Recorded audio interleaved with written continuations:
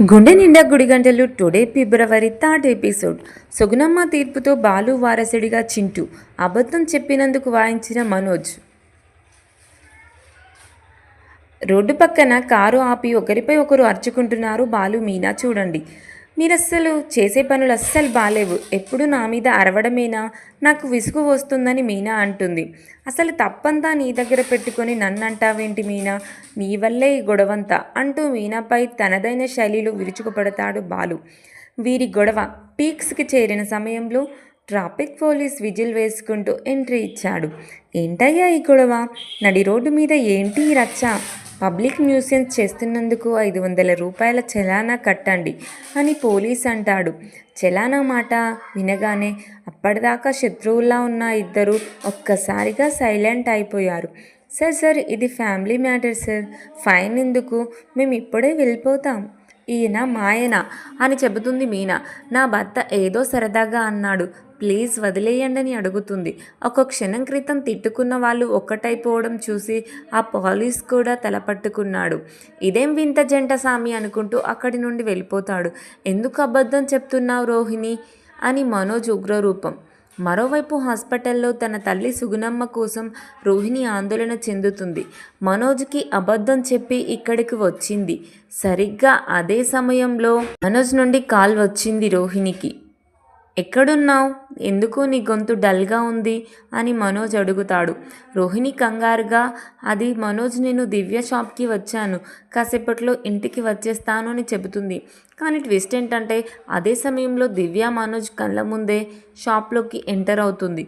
మనోజ్ కోపంగా, అబద్ధం ఎందుకు చెప్తున్నావు రోహిణి, దివ్య ఇప్పుడే లోపలికి వచ్చింది, నువ్వు ఎక్కడున్నావు అని గట్టిగా అడుగుతాడు. రోహిణి గుండె గుబుయిలమంది. వెంటనే రోహిణి దివ్యకు ఫోన్ చేసి షాప్కి వెళ్ళకు అని చెప్పాలని చూసింది. కానీ అప్పటికీ అంతా జరిగిపోయింది. వెంటనే అక్కడి నుంచి వెళ్ళిపో అంటుంది. కానీ మనోజ్ దివ్యకు దొరికేస్తుంది. దాంతో తప్పించుకోలేక వాష్రూమ్ అర్జెంట్ అని ఏ సమాధానం చెప్పకుండా అక్కడి నుంచి తిర్రుమంటుంది దివ్య. ఇక దాంతో రోహిణి తనకు అబద్ధం చెప్తుందన్న క్లారిటీ మనోజ్కి వచ్చేస్తుంది. రోహిణి ఇంటికి రాగానే మనోజ్ రౌద్ర రూపం దాల్చాడు. నాకు అబద్ధం చెప్పి ఎక్కడికి వెళ్ళావు, అసలు నీ మనసులో ఏముంది అని గట్టిగా రోహిణిని నిలదీస్తాడు. మనోజ్ అలా నిలదీసేసరికి రోహిణి ఒక కన్నింగ్ ప్లాన్తో రెడీగా ఉంది. వెంటనే సెంటిమెంట్ డ్రామా మొదలుపెట్టింది. మనోజ్ని బిజినెస్ బాగుండాలని ఒక స్వామీజీ దగ్గరికి వెళ్ళాను, నీకోసం ఈ మహిమగల హారం తెచ్చాను, నువ్వు ఇంకా గొప్ప బిజినెస్ మ్యాన్ కావాలనేది నా తాపత్రయం అంటూ రోహిణి కొత్త నాటకం మొదలు పెడుతుంది. ఆ మాటలకు అమాయక మనోజ్ ఇట్టే కరిగిపోయాడు. అనుమానించినందుకు సారీ కూడా చెబుతాడు. రోహిణి తెలివిగా తన కొడుకు విషయాన్ని, హాస్పిటల్ విషయాన్ని దాచేసింది. తెలివిగా తప్పించుకున్నందుకు ఊపిరి పీల్చుకుంటుంది రోహిణి.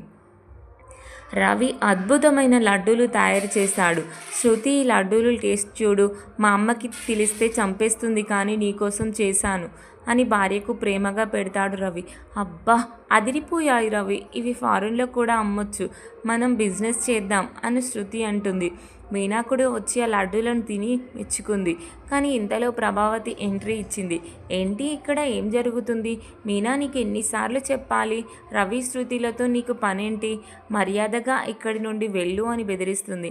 మీనా కూడా తగ్గకుండా, అత్తయ్య మంచి వాళ్ళతో మాట్లాడితే తప్పులేదు, మీరు కూడా ఒక లడ్డు తింటే కోపం తగ్గుతుంది అని ఇండైరెక్ట్గా కౌంటర్ ఇచ్చింది.